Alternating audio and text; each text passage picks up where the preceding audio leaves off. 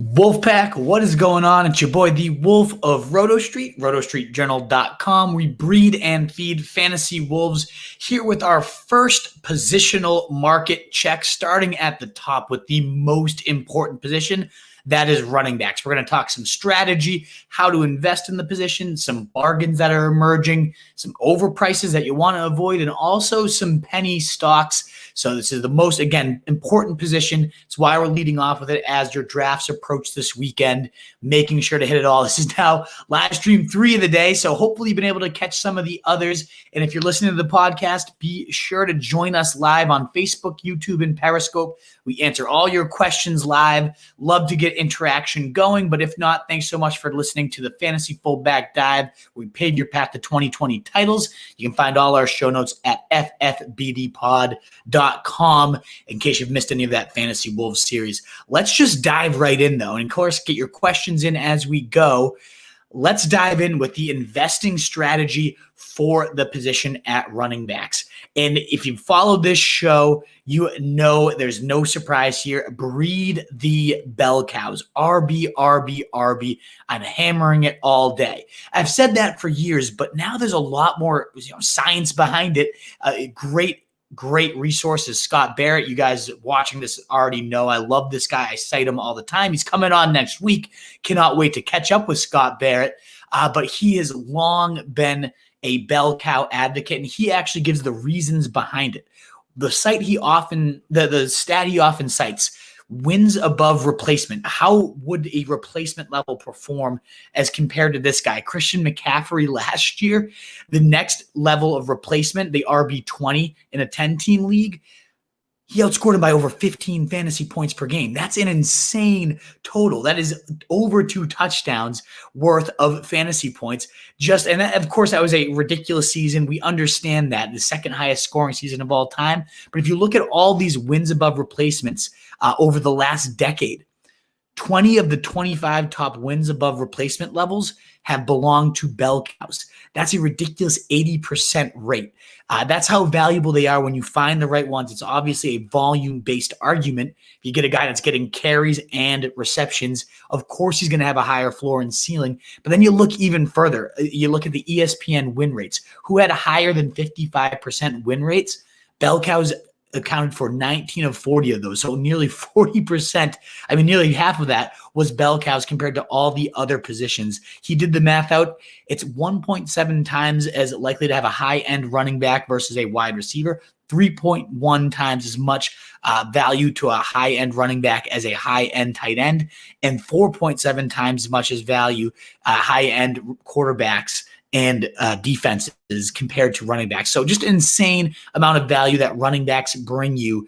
And the drop-off as well. The reason there's such league winners is because the drop-off's so steep. There's about 14 or so this year. We'll talk about that in a second, who I love. But once that drop-off hits, there's very few guys, very rare, except for handcuffs, that a guy emerges in a true 3-down back. So all this to say is hammer running backs early. If you can get a shot at 2 of those top 12 to 14 guys, it's got to be your strategy. You have to go after it, go hard, go often. 2 of them's a luxury. If you somehow land 3 of the right guys, it's a no-brainer. You're going to win your league. That's how valuable they are. And just to put it in perspective too, Mike Thomas, obviously a historic, actually record-setting season last year for PPR. If you look over the last 3 seasons where that would rank as a flex compared to running backs, receivers, tight ends, that would be 7th best. So the 6 highest scores over the last 3 years have all been running backs.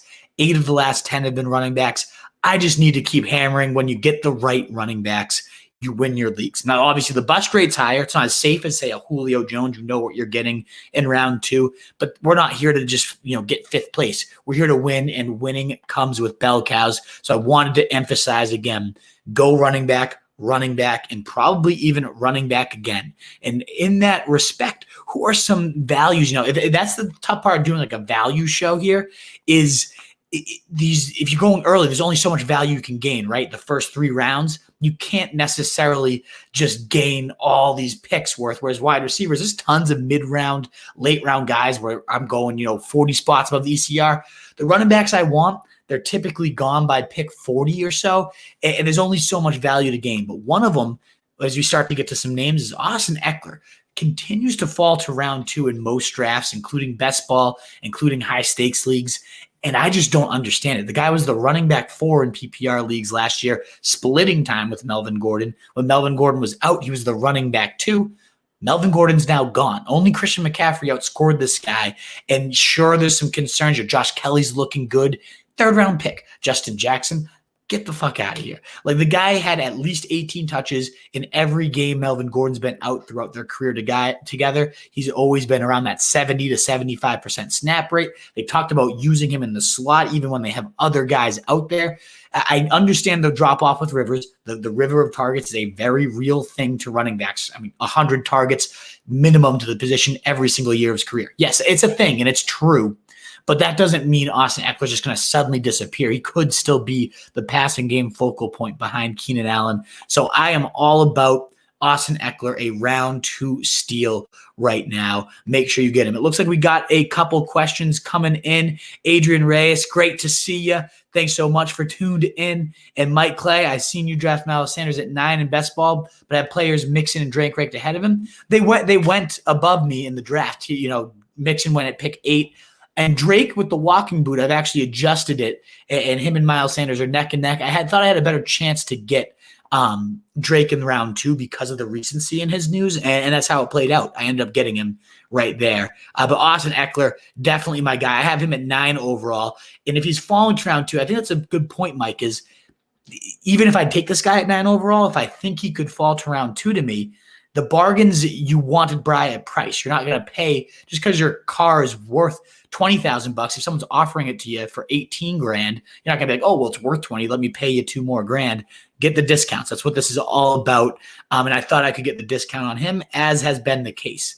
And then when you move to round 3, an RB delight is Jonathan Taylor to me. This is how you can execute this strategy, because even though there's 14 guys that feel great, they're not going to fall to round 3. Once you get to that turn, once you get to Christian McCaffrey, Josh Jacobs, Aaron Jones kind of round out that tier for me, they're gone. But who could emerge as like that Derrick Henry style 3rd round just beast?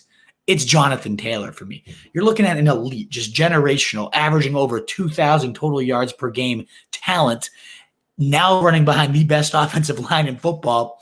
I loved what Ray Garvin said, an awesome, just simple tweet. Let's not overthink Mr. Jonathan Taylor here, folks. They say it's going to be a hot hand approach. I understand Marlon Mack is a real thing, a solid player, but Jonathan Taylor is just a different, like, he's a cyborg. This is not a just normal running back. He is crafted to just beast, whether it's as a runner. He's solid as a receiver when he was used. I think he's kind of like Melvin Gordon in that sense, where he was underutilized his whole college career. And now people think he can't receive. Nah, this guy can do it. He can do it all. I get that Nyheim Hines will steal some receptions. I get Mack will be involved early on. But if it is a true hot hand situation, you telling me week 1 this guy's not going to steamroll the fucking pathetic Jaguars? Come on. He's going to just smoke these guys. It's going to be a joke. He gets the Jets in week 3. He gets the ravaged Vikings defense in week 2. By week 3, this guy is going to have a full, 60 to 70% of this backfield. And even if it just remains 50-50, they ran the ball almost 500 times last year. So you give me 250 carries to Jonathan Taylor, and he's going to eat. I'm all about this guy round 3. If you think he'll fall to round 4 in your league, pass him up, get Adam Thielen, Allen Robinson.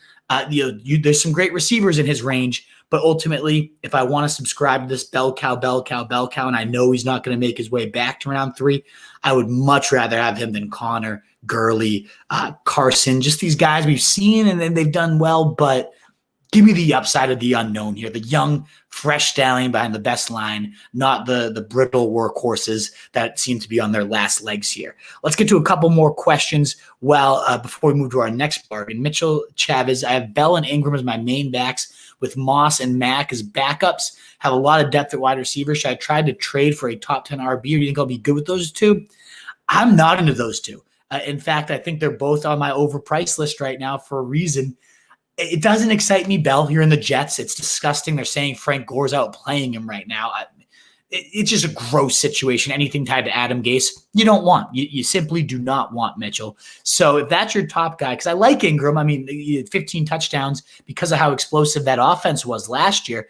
I like Ingram. but I like J.K. Dobbins even more. So now you got this rookie breathing down his neck. He's entering age 31 season, could hit that cliff at any point. I don't love that at all. I would definitely try to swing some of that wide receiver depth for your running back there and get a top 10 guy. What's up, Omar? Great to see you, man. I'm glad to hear your kind words. Much appreciated. Let's get back to our bargains here. So after Taylor, as I said, I don't love any of those like round 3 guys. I'm typically peppering the wide receiver position in rounds 4 through 7. That's just kind of, once you have your 3 guys, that's why I also love RB, because you can just get so many good receivers. DK, you can get A.J. Brown, Edelman falls like round 7. So like through those rounds 4 through 7, the depth is great. But the one mid-round bargain RB I think is out there, Kareem Hunt. The guy could be a potential league winner. You cannot ignore the upside that comes with him. One, obviously, if Nick Chubb went down, you're looking at the number 3 back in fantasy. This zone blocking scheme is insane. Kevin Stefanski made Dalvin Cook's incredible talent, don't get me wrong, but the scheme squeezes the best out of the running backs. Never mind how improved this offensive line is. Kareem Hunt's moving around in a joker role already, so heavy receiving upside as is. In a standalone role, you could probably get by with him as a flex. I love him as my RB4. I've got RB, and I get round 6. Line it up all day. This is, of course, assuming DK. Some of those receivers I absolutely love are gone. But even without injury, there's some standalone appeal to him, especially with Chubb now sitting out with a concussion, giving Hunt some time to work with the ones, really acclimate himself. There's limitless ceiling if he takes over and if he becomes that wide receiver 3, as nobody's really stepping up in camp right now. Then you got yourself just a standalone guy with the ultimate handcuff benefits. I'm all about him. Kareem Hunt in the mid-rounds is a definite potential league winner and a bargain I'm looking at running back. And then it gets to like the real upside guys. Could be considered a penny stock, I'd say even. We're going to cover them in a second. But Antonio Gibson, potential cheat code. I mean, crafted in a lab, 4'3", 940 at 230 pounds, can play receiver. He was a receiver in college. And on his 77 touches, he broke 33 tackles. Hyper efficient, just monster player. And goes into a Washington scheme that's devoid of any type of explosive playmakers outside of McLaurin. So he's running with the ones already in camp. In fact, the coaches, reports have said it seems like he's on speed dial, how much he's getting the ball from his QBs as a receiver in the run game, in goal line drills. He's all over the field, running ahead of Bryce Love now, is the latest reports, alongside Adrian Peterson as that pass-catching complement. So if it was a matter of, we knew that the ability, the natural physical specimen was there, but is he going to see the volume? And so far, even though he didn't see it in college, a risk, a red flag, yeah, sure. But if he's getting it at the pro level, what do I care what happened in college? I want what he's doing now. And it sounds like he could be getting force-fed. I'll take that freak athlete with a really high touch ceiling because of his versatility in an offense devoid of playmakers. We know Scott Turner, his dad, Norv Turner, peppered running backs at over 32% of the time. Now, it doesn't mean it's automatically going to transfer to his son, but when he took over Scott Turner for those last couple games, we saw him use Curtis Samuel the right way. We saw him moving McCaffrey all over the place. It could definitely be a good situation, this new play caller. Never mind the fact that the just overall pace of the offense, Washington was fifth lowest of the last 20 years in terms of plays run last year. So just a positive regression in that sense is bound to happen. It's natural, especially because Scott Turner's Panthers push the pace at the highest limit. There's just so much that drips with Antonio Gibson. When you're looking at that, like round 8, round 9, he's kind of my locked-in guy here as a running back value, even though he's falling often. Now in like best ball drafts, you're not seeing him fall that far, but you look at Fantasy Pros rankings and stuff, he's still down there, what a lot of your league mates might use. And my last bargain guy on that penny stock fringe as well, Zach Moss, a guy that I'm waking up to a bit after having him in my rankings and liking his situation. I'm falling in love with him the more and more I realize as camp's going. If he just had what he was kind of destined for, the Frank Gore role, that's what the beat writers said early this offseason, is he's projected to fill that. Well, that's a pretty solid role. 166 carries, and more importantly, the goal line carries. He was 12th in the league, Frank Gore, in touches inside the 10 and 5 yard lines. He was pathetic on him too. He had 18 carries within the 10. He had 11 within the 5 and scored 2 pathetic touchdowns. I mean, the guy did nothing despite them force feeding him at the goal line. Zach Moss is a goddamn bull. This guy is going to plow it in so much more regularly. Even if he only gets those 18 carries that Frank Gore was seeing, he's already a bargain where he's going. But now the reports come out in camp from The Athletic that he's severely outplaying Devin Singletary. Singletary fumbling, not showing well between the tackles, just mediocre. Whereas Moss is thriving. Singletary gets benched and he comes in and rips off a 10-yard run, rips off another. Passing game work. He's making highlight reel catches. He's a great receiver too. Tons of metrics charted by all the great guys, Grant Barfield and whatnot, about him being a great, efficient pass catcher as well. It's definitely, and now beat writers are speculating too. This job is Singletary, sure, but maybe not. They're saying there's definitely could be some games where Zach Moss takes over and you're looking at whether it's game plan wise or you're just outplaying him during the game, and he's the lead back and Singletary is playing that number 2 role. So that type of upside going, round 9 or so right now is a huge bargain. I'm all aboard the Zach Moss train. I know I was a little late to the party, but that doesn't mean I can't join and hop aboard. So those are some guys I love as just bargains. We're going to get into the penny stocks in a second. The guys going beyond pick 100 or so. But let's get back to a couple of the comments here. We got Tunenberg. Hey, Wolf, in the draft you did for me earlier, if Zeke was going and I went CEH and Mahomes fell to round 3, would you stack them? Definitely intrigued by a stack there, Tunes. With those, it's the best offense in the league, 10-team league as well. I know you're in. Get those edges where you can. And I think a stack with Mahomes makes perfect sense because he'll receive plenty of touchdowns. And those of you tuned in as well, before I keep going with your questions, if you don't mind giving this a like, even a share, if you're in any fantasy football groups you don't mind dropping this into, it means the world. It helps us get discovered. And that's why I'm out here doing 3 live shows a day to keep at it, to keep talking with you guys like my boy Giuseppe. Great to see you, man. Always a pleasure. Dylan back in for the 3rd stream today. My man, I love it. So great seeing you for all of them. Thinking of trying to snag Boyd and Bryan Edwards for Hunt. My main question is it worth it to trade Hunt with him possibly being traded and being an RB1? I don't know if he's going to land in Chicago where where the David Montgomery, all that speculation, then Montgomery comes back and it's congested. I'm not looking for RB1 value from Hunt this year outside of if Chubb goes down.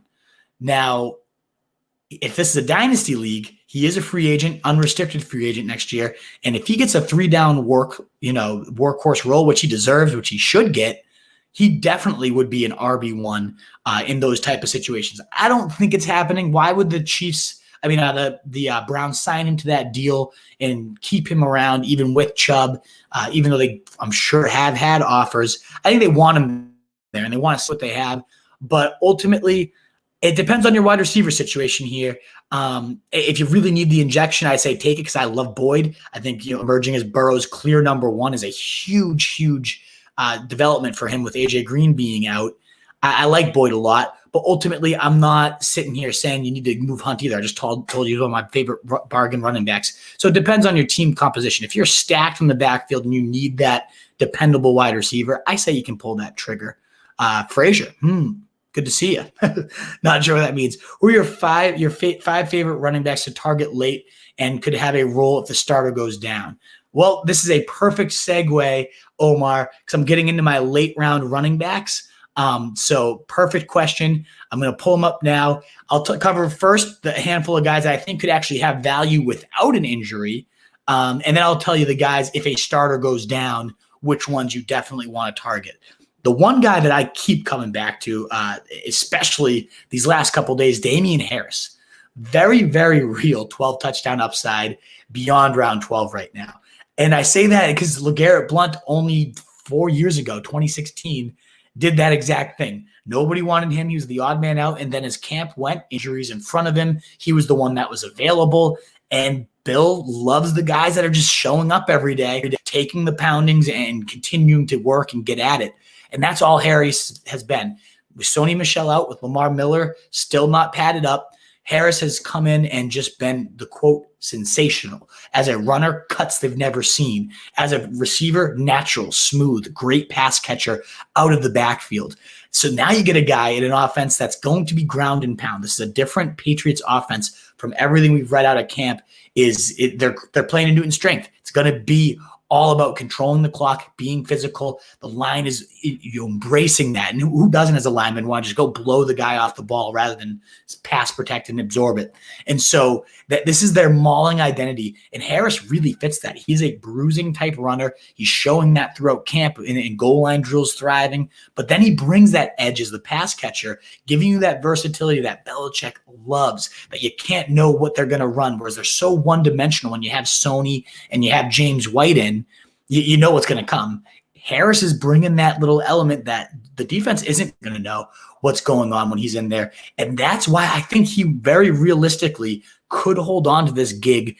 Even though Sony returned today, I think Harris brings more to the table, more creating on his own, much more than Sony ever did, according to the reporters here.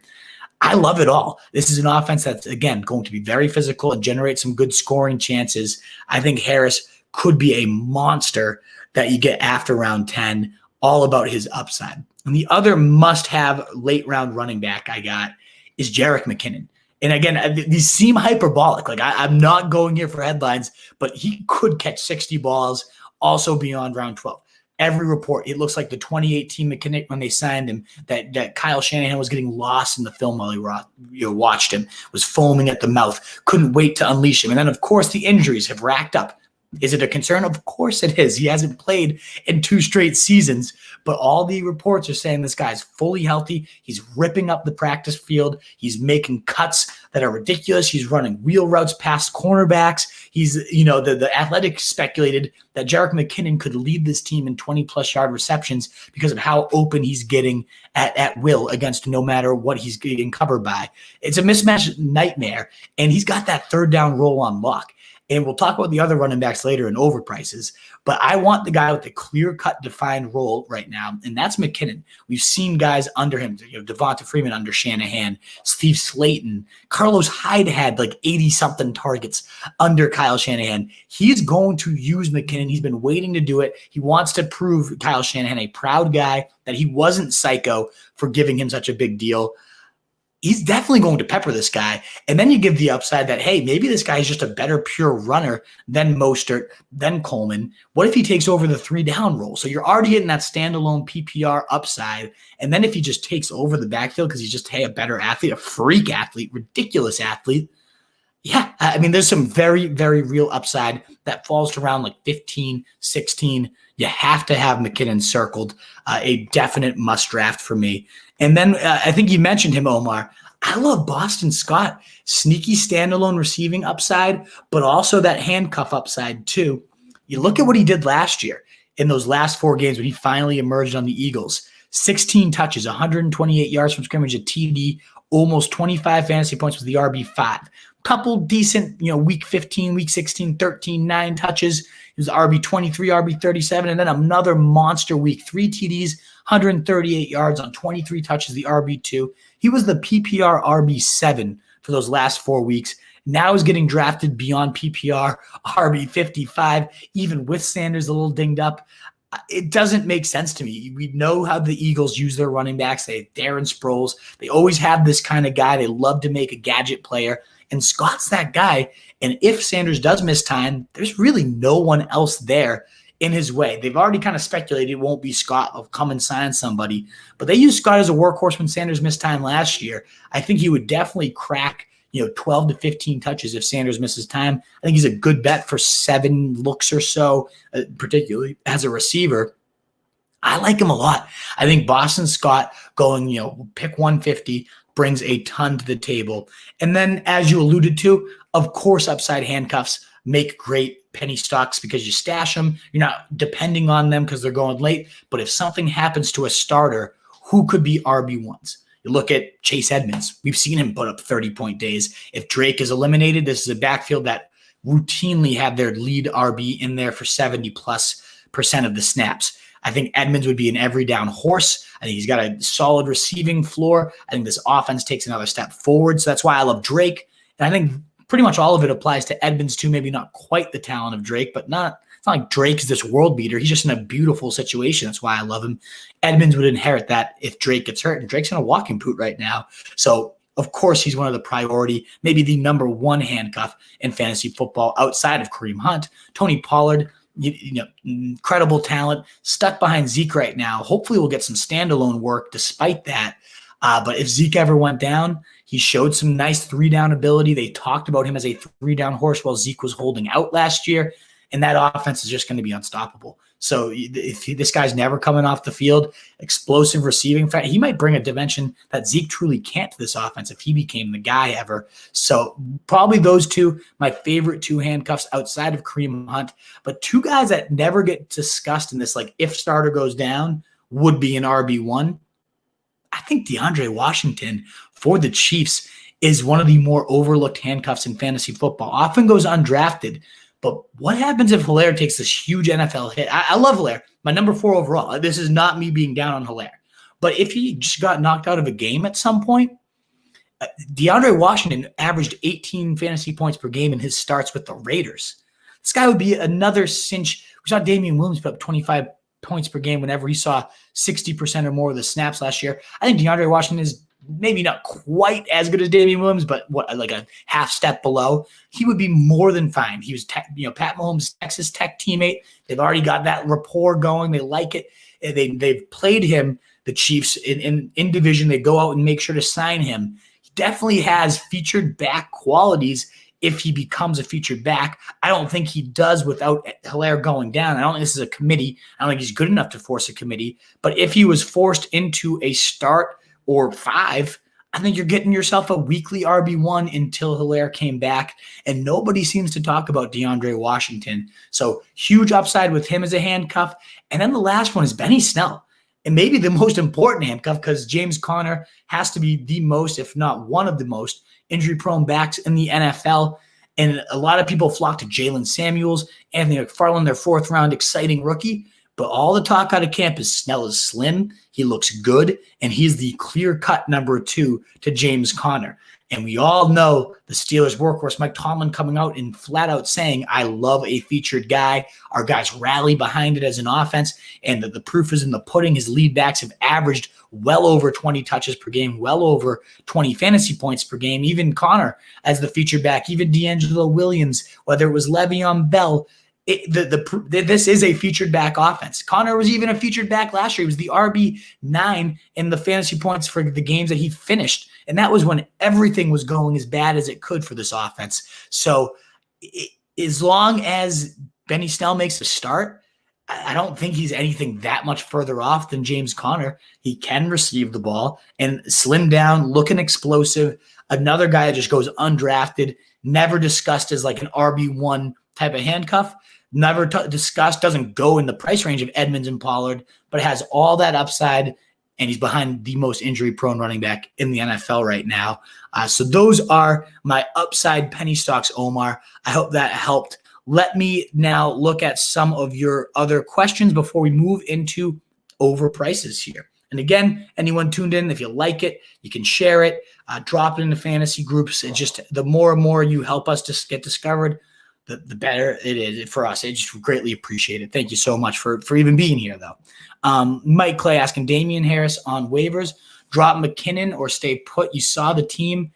I'd have to see it again. I don't know who else you could drop. I don't want to drop McKinnon, though. I think you texted me this. I haven't seen it quite yet, Mike, in our Facebook.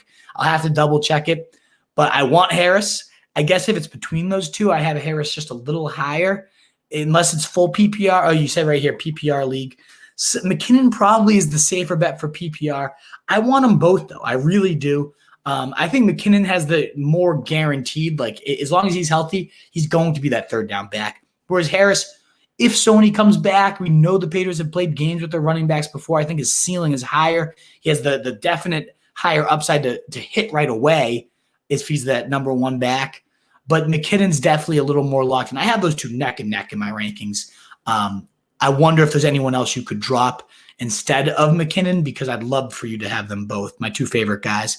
Would you trade Dalvin Cook for Mixon and Ertz, says Garrett Ford. I know Mixon's your boy, and I love Ertz. It depends on how bad your tight end situation is, but I don't think Mixon's that much of a step below Dalvin Cook. I think he's safer than Dalvin Cook. And then you get a locked-in top 4 tight end. I think I pulled the trigger. As much as I love Dalvin, number 2 in fantasy points per game last year, will lead the league in rushing if he stays healthy for 16 games. But that's a huge, if. He hasn't done it yet in his career. He's had some huge injuries in his career too. And I think I pulled this trigger. As much as I love Cook, him and Mixon, that gap really is not that far for me. Let's take he's saying Darrell Williams, the RB2. I don't buy that. I think it's DeAndre Washington. Do you have anything to cite that, Trevor Wilkes? So that is just kind of your guess. If there's a beat report I'm missing, send it my way. I'd love to read that. But if it's just a guess, I don't think Darrell Williams is going to be even close to DeAndre Washington for that 2 job. Omar, awesome. That's what I was hoping because I took him late in the draft. Sanders already banged up. Yeah, I like Boston Scott a lot. I think he's a good one. And Mitchell saying don't forget Darrell Williams either. Apparently, Darrell Williams is the guy I got to get back on my radar. I think it's DeAndre Washington, though. That's my guy. Penny stocks, let's go. Danger, I'm glad you're with us. And yes, covered them all. Let's go. Thanks, bro. Absolutely. Damn, even Mike Clay hopped on the Wolf trade. I don't think it's the actual Mike Clay you think, Sean. I wish it was. The first time he messaged me, I was like, holy crap. Although, granted, Mike Clay did retweet me the actual ESPN one. We were in our same SF Scott Fish Bowl. So I have had some interaction with Mike Clay, but this is not this is my legendary fan. I love Mike Clay, but not the actual ESPN one. Rojo, Cooks, Dobbins, Gibson, Rager, Lamb, McKinnon is my bench. Yeah, I don't know who you'd cut. You're right for Damian Harris. That's tricky. I wonder if you can package those guys up and make like a deal to open up the spot to pick Harris up, because I picture like who you acquire plus Harris is probably going to be better than like Rojo plus Cooks for whatever upgrade you get over Rojo. I would try to do something like that because I don't want to cut McKinnon. I love them both too much. I don't want to let him get away. All righty, guys, and let's talk about the last part, the unsexier part of fantasy, but that's the overprices, the guys that you don't end up paying up for and you avoid the pitfalls is just as important as getting it right. And there are some serious pitfalls this year. And a guy I was super high on to start the season, Melvin Gordon, thought he was destined for bell cow work in an offense that I think is going to take a big step forward. Pat Shurmur, the head coach, was kind of that bell cow trend. I loved it all. And I think they signed him with the intention of making Melvin Gordon their workhorse. But all the reports out of camp so far, guys looked like crap. He's out of shape. He's saying, I can't handle this thin air right now. Gets his rib injury, has to miss a few days, so less time to get in game shape. Then you got Philip Lindsay just being a beast out there and as a receiver, which is not typically the Philip Lindsay way, but over the middle, making tons of tough catches, getting peppered, showing well. The gap has at least minimally closed between these two. So why is Philip Lindsay going to pick 90 and Melvin Gordon goes to pick 35? I don't know, and it shouldn't. That's why Melvin Gordon is one of the more overpriced guys. Vic Fangio coming out and saying, you might not know who our starter is because of how close the work is going to be between these guys. So to me, I can admit when I had a stance that was wrong. I don't necessarily think I was wrong in that the Broncos want him to be their bell cow. He's just not in shape and he's not ready to be that bell cow. And Lindsey's just a great second option. So when you have a great second option and the first one's not performing, you go to it. So I like Lindsey a lot now, and I'm avoiding Melvin Gordon, especially when you can get like Jonathan Taylor in that same range. I also, as we raved about Zach Moss, I think Devin Singletary is a huge risk at his current price. He's going to potentially lose his lead role on a week-to-week basis. He already never saw the goal line touch. He's only had 3 compared to the 18 that Frank Gore received. Then you got Josh Allen also vulturing goal line work. So he's not getting touchdowns. Zach Moss is showing better as a receiver. Those are the 2 most valuable touches in fantasy, receptions and TDs. If he's not in line for that, if he's just a between-the-20s guy and in a committee as a between-the-20s guy, what's the point of drafting him? He's a more expensive Phillip Lindsay, and Lindsay's might be a better player. So I'm not going in on Singletary at all. Give me all the Zach Moss 2-3 rounds later than Singletary right now, but don't touch Singletary. There's no reason for this guy, even though he showed well. I liked what he showed. Elusive. He got some good game to him. But fantasy-wise, that volume that we crave for our running backs, especially the valuable goal line and reception work, I don't see it coming for Devin Singletary. And then after we raved about Jerick McKinnon, once that receiving plate's off the table for the other two guys, Raheem Mostert and Tevin Coleman, what's really going to be left? Just early down scraps and touchdowns. But is any of these guys going to emerge? Shanahan, playing his shenanigans, as one of these guys going to actually emerge as the true number one featured back? If so, if it's going to be anyone, it's going to be Mostert, who's showing well in camp, looks far more explosive than any of the other guys. So the reports say his vision, his agility, everything's checking out. So maybe Mostert does emerge as that clear early down guy and separate completely from Coleman. If that happens, there's some real upside, especially touchdown-wise.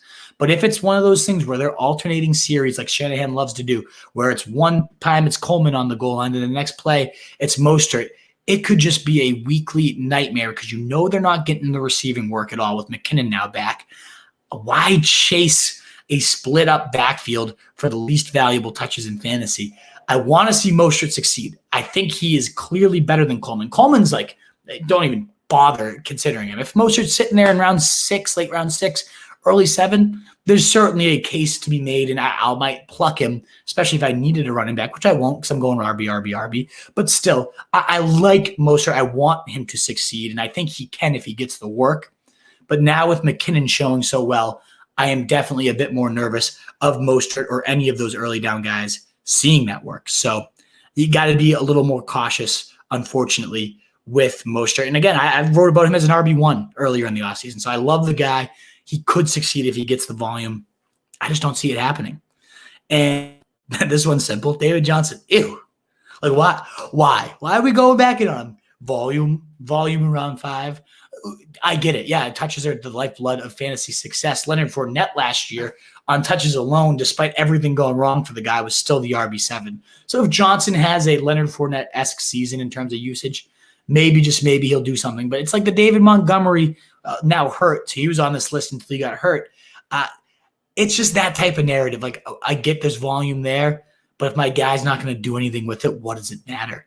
Like, what has David Johnson showed last year? Is he suddenly in 10,000 times better shape than the guy we saw to close last year that couldn't even turn the corner once?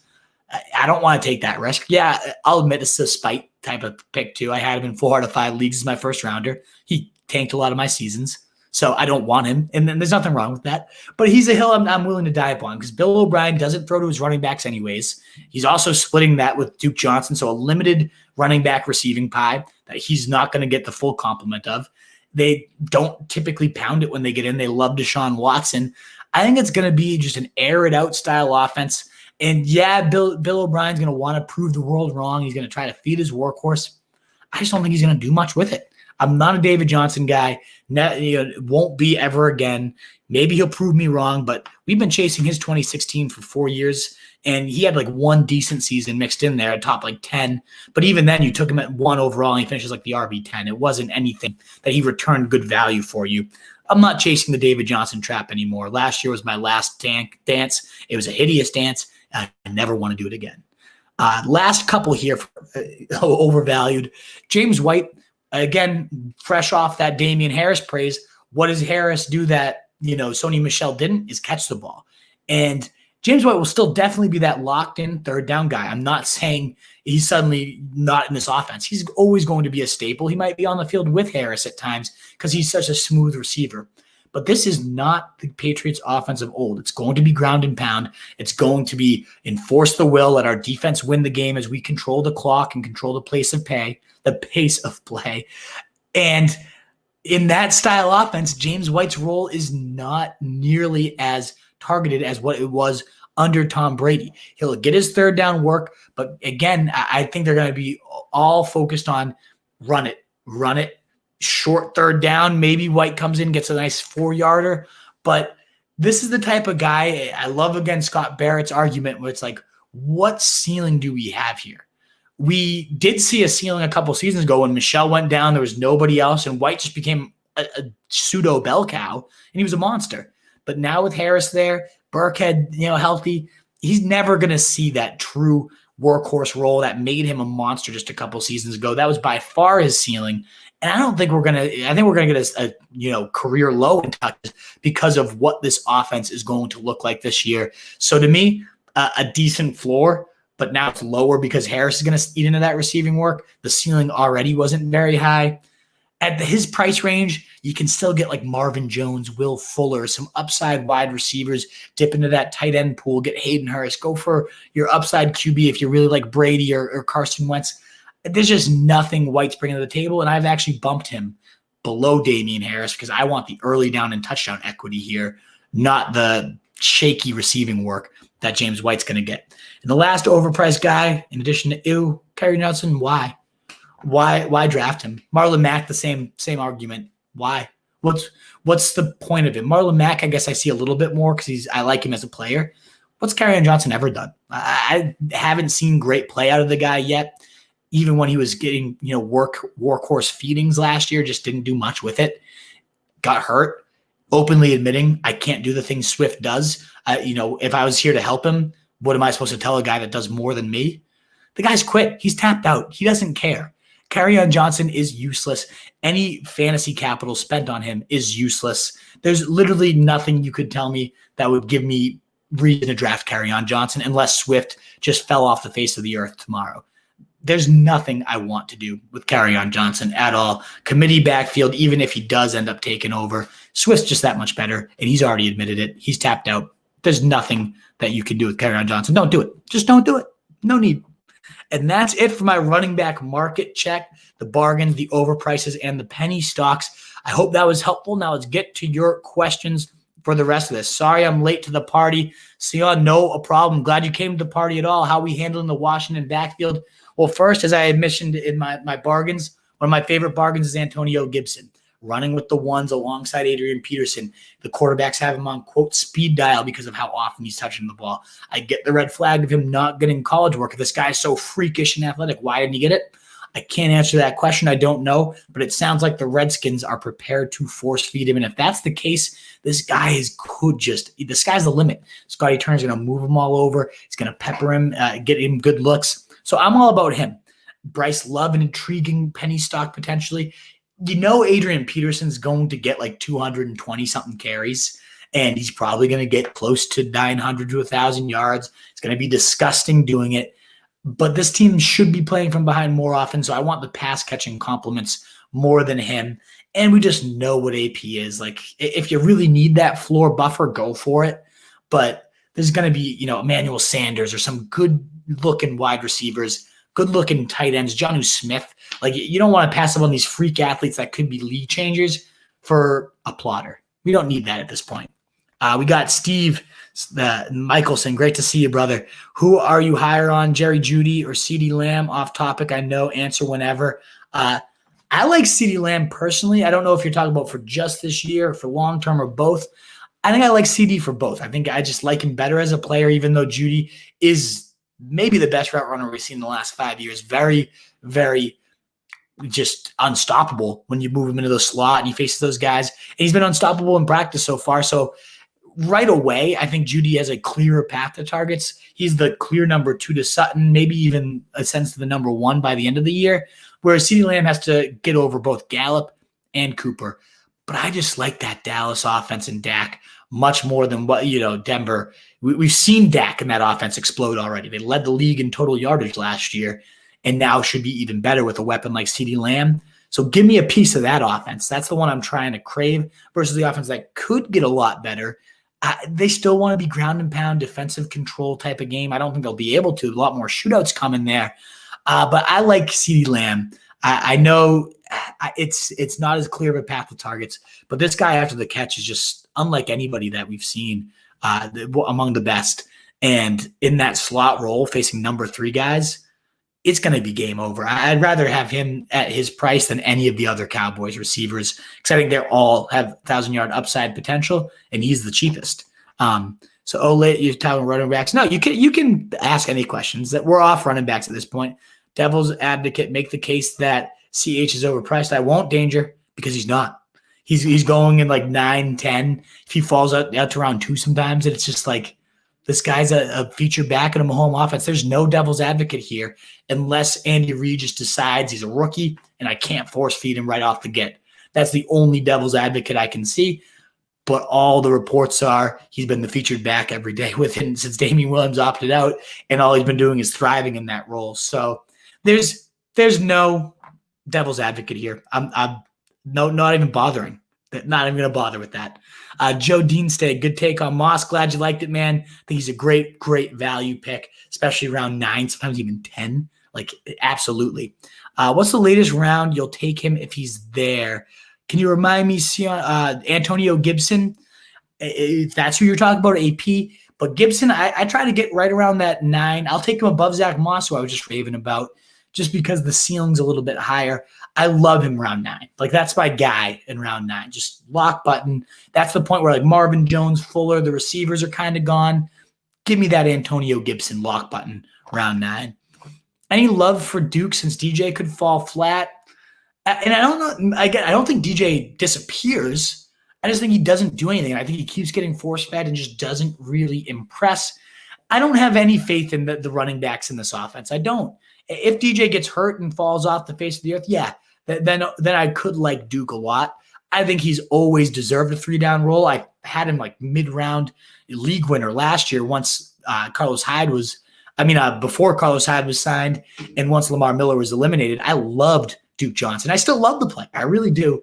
But he just never gets used the right way. It's something – there's got to be a reason for that. And I know Bill O'Brien, not the smartest tool in the shed. I don't expect him to use him the right way, no. How far into the year do you think it will be Jonathan Taylor's backfield? I really don't think it's going to take a while. That's why I wouldn't preach him as a 3rd-round pick if I thought you had to wait 6 weeks. The Jaguars, then you got the Vikings, and then you got the Jets. Like, Mac should do well in those matchups too, sure, but I think it will become pretty apparent, like, we got to give this guy more work than anything else. So I think give it 3 weeks at most. And even in a split backfield against those guys, if he gets 15 carries, he's going to hit 100-something yards against those matchups. I love the guy. He's just a beast. He's a beast behind the best line in football. And I think it's going to become very evident any play they don't give him the ball is a disservice to their entire offense. So I'd say at most 3 weeks before he's the number one, and hopefully a pretty distant one. Never mind, Mac has a decent injury history too. All it takes is one little tweak, and it's never going to be relinquished with Jonathan Taylor. Hey, I'm a big fan of rookies like you. How many rookies are too many rookies? This is, like, of all years, you'd think you should avoid rookies, but that's kind of made them come at a great price right now, Tunes. The whole rapport building, all that stuff, I get the argument with COVID, but now that I can get Rager in round like 10 after I take Moss in round 9 and Antonio Gibson in 8, and I don't think there is ever too much rookie love, because when you look at the year-to-year, like from 2021 to this year, most often the guys that leap the highest in prices are the rookies that we were all undervaluing too much. Now, you got to balance it out. You do have to have, if I have, Jonathan Taylor and Hilaire, I do got to make sure I get like a Mark Ingram or an Edelman or something sure for my flex in case these guys aren't panning out quite. Emmanuel Sanders, an unsexy buffer can be needed if you have too many rookies, because you don't want to just go all unknown and then get stuck with unusable players that just sit there and you keep waiting on upside that never ends up arriving. That being said, upside wins championships, and I think almost every single one of your picks should be prioritizing upside. And I think this rookie class is dripping in it, especially given the prices and the people being scared to invest because of COVID. I love rookie running backs. I will always pepper that. And this class of rookie receivers seems really sexy, and they seem to be really fitting in early in camp. So I say there's really not too many unless it's all rookies and it's all unknown. You got to balance it out a little bit. How much the latest round on David Johnson? I'm never going to get him because he goes in round like 4 or 5 right now around, say, DK, the Seattle wide receivers, McLaurin, like Marquise Brown. There's always going to be a wide receiver I'd rather take it where David Johnson goes. I'd say I'll take him. I think he's 72 on my big board because of volume, but he's ranked at like 48, even higher than that. I'm 29 spots lower than him, which means I'm probably never going to get him. Seamus, what's going on, my dude? And my God, look at that CH hype.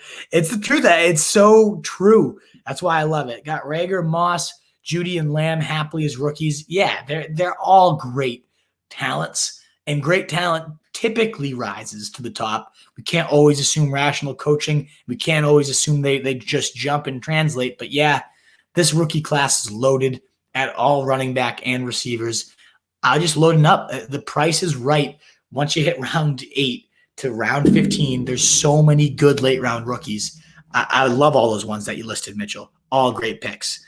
Thanks. Great content. Thank you, man. I really appreciate that. I'm trying to squeeze it all in. I got couple more days and then I'm back to school, guys. So I won't be able to do 3 every day like I did today. But I'll still try to get those daily draft wizards and a couple of live pods here. Great interviews coming up next week. Ian Hardis returning for must-haves. Got Barrett and Barfield at the same time coming next week too. So we'll have some great live shows with good guests coming up next week. Stay tuned. Thanks so much for tuning in tonight, guys. Hopefully this was helpful talking about the most important position in fantasy football. And if you're still here with me, I do want to quickly plug, we just dropped our draft guide. It's essentially free. All you got to do is be a good human being and donate to an amazing cause. That is the Pete Frates Fund to go out and support ALS research and patients with living at home and all the expensive costs that get there. If you're willing to donate anything, even $1, you get a link. You get the password to our guide, the off-season Bible. Would love for you guys to check it out. Show me, give me feedback on what you think. It would mean the world to just support a great cause. I'm not taking any of the money. It goes all to that.